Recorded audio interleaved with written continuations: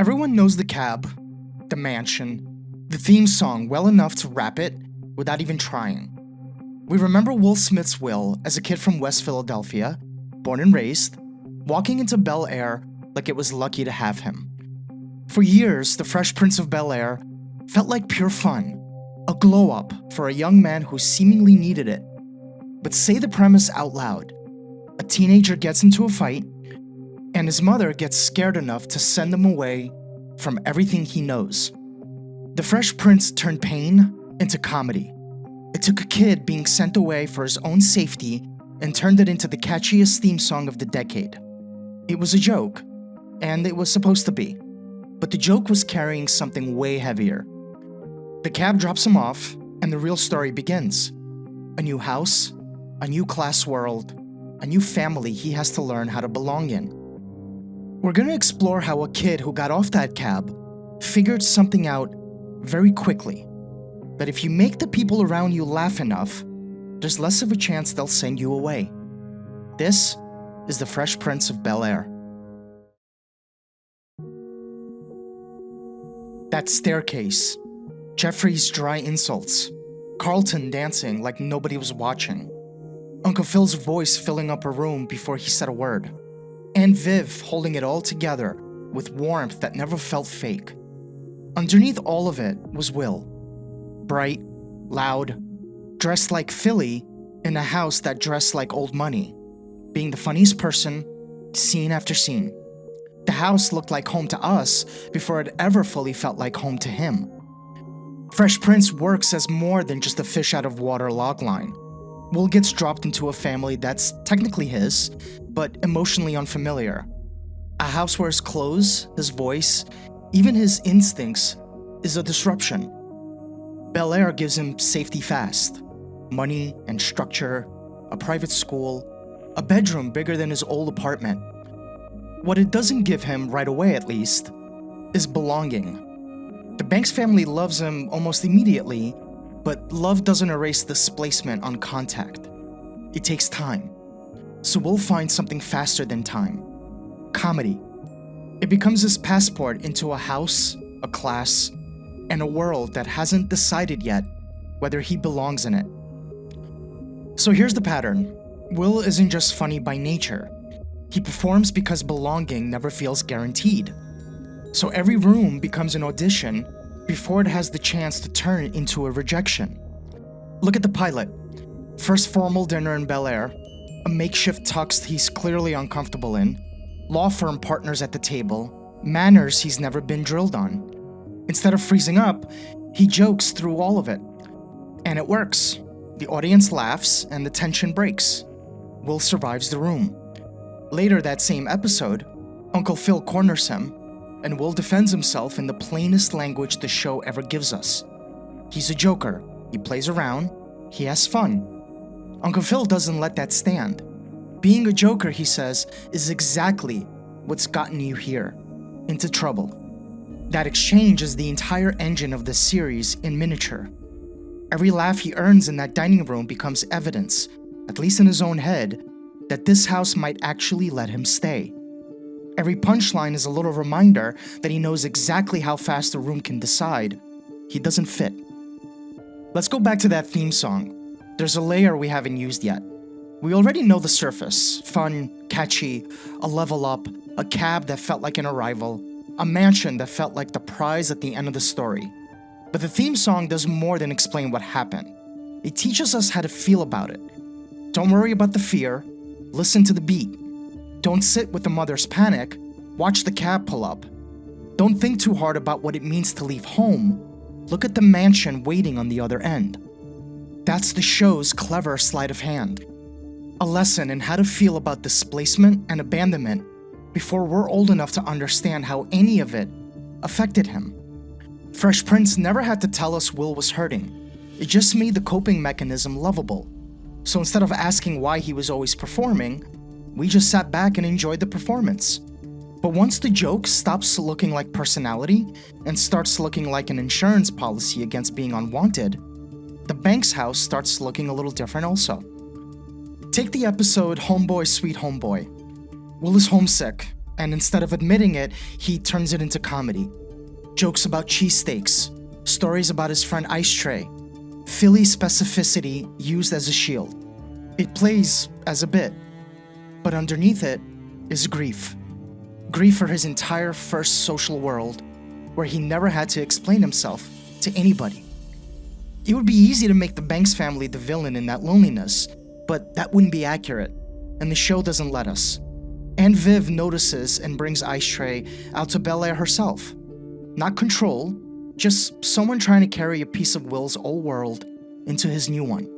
Then there's the episode Mistaken Identity. Will and Carlton get pulled over, and Will jokes through the stop, flirting with the tension instead of naming it. Carlton insists the system works. He's been raised to believe respectability is armor enough. Will already knows better. The humor is less rebellion than a way to hold on to some control in a moment where he has almost none of it. Two cousins, two different survival strategies. Will performs coolness, Carlton performs correctness, both answering the same underlying question. What do I have to be allowed to stay? The pain in this house was never that the Banks family didn't love Will. The pain is that even getting rescued into safety can still feel lonely. A lot of us recognize Will's character on the show because we know exactly what it means to be the funny one, the one who breaks the tension before anyone else has to, who makes everybody comfortable so nobody has to ask what he actually needs. Comedy can be connection. It can also be misdirection. And the cool part about being the funny one is that people start believing you're okay because you're good at making them feel okay. For Will, humor gets him attention on his own terms, protects him from pity, and keeps real vulnerability at a safe distance, because a joke can always be walked back in a way a real feeling can't. This isn't just the story of a funny person hiding pain. It's more specific than that. For Will, belonging was never something he could take for granted. It was something he had to keep earning. One room, one joke, one laugh at a time.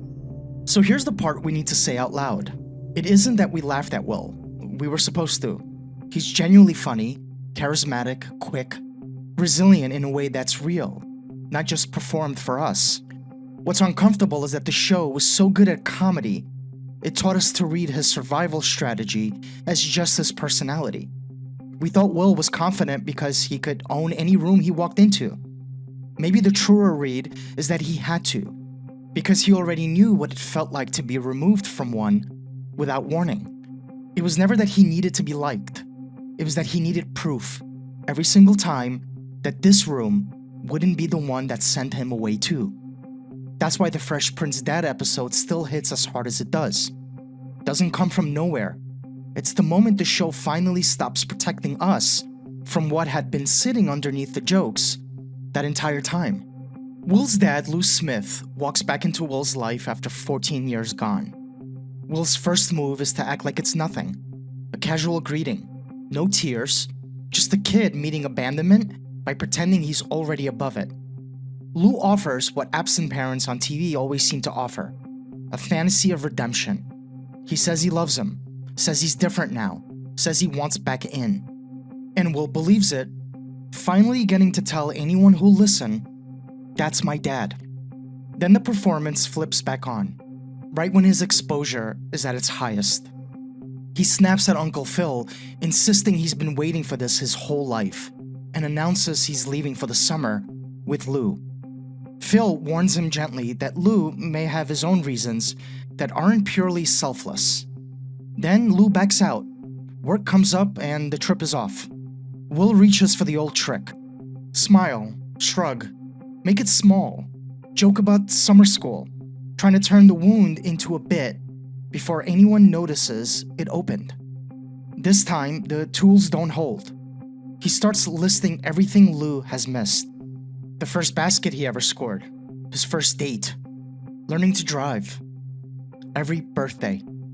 He wasn't there to teach me how to shoot my first basket, but I learned, didn't I? Hey, I got pretty damn good at it too, didn't I, Uncle Phil? Got through my first day without him, right? I learned how to drive, I learned how to shave, I learned how to fight without him. I had 14 great birthdays without him. He never even sent me a damn card. To hell with him! Then the line the show has been building towards since the pilot. The one that lands the same way every time it circulates online. How come you don't want me, man? Uncle Phil hugs him, not the strict authority figure from the pilot, but the father shape Will has spent 4 seasons insisting he doesn't need. The audience, normally loud during tapings, reportedly went completely silent. This is a show that spent years teaching an audience how to laugh. But here, in this moment, the silence is the loudest thing in the room. The joke had finally stopped working because for once, it wasn't supposed to. That scene doesn't come from nowhere. It comes from every dinner table he joked through, every homesick night he turned into a bit, every traffic stop he handled with a smile instead of fear. The father episode simply takes his last usable joke away and lets the wound speak for itself. So how did this work on network TV in the first place? Well, it's because traditional sitcoms are built to reset. A problem shows up, jokes soften it, and the credits roll before anything gets too heavy. In this case, 4 seasons of trained laughter taught the audience that a punchline always follows, which is exactly why the silence in that scene lands as hard as it does. The format of the show didn't get in the way of this moment. Instead, it's the reason why we still remember it so well. The show still circulates because it works 2 ways at once: nostalgia and adult recognition. The theme song still makes people smile. The father episode still hurts, maybe more now that we understand what it costs to get there. The clips keep getting passed around because they hold both comfort and wound in the same 30 seconds of footage. The show aged emotionally because it didn't only preserve the jokes, it preserved the feelings underneath them. So here's the theme song again. The cab, the mansion, the swagger of a kid walking into a house he doesn't fully believe is his yet. It's still fun, and it should be. Will's funny, the show is funny, and none of that gets taken away by looking closely. But the older we get, the harder it is to hear that opening as only a fantasy. A kid didn't just move to Bel-Air. He was sent away, and he spent years making that feel easy to carry, easy enough that an entire generation grew up thinking it was just a story about a rich house and a funny kid. We weren't laughing at nothing, we were laughing at the only way he knew how to stay standing. The Fresh Prince made pain look funny, and that's the reason why the pain is honest. That's what this channel is all about, going back to the shows we grew up with, not to ruin them, but to understand why they stayed with us. Sometimes the thing we laughed at as kids turns out to be the thing we understand most as adults. If you grew up on this stuff too, please subscribe. We're going back through all of it. Thanks for watching, see you in the next one, and please take care of yourself.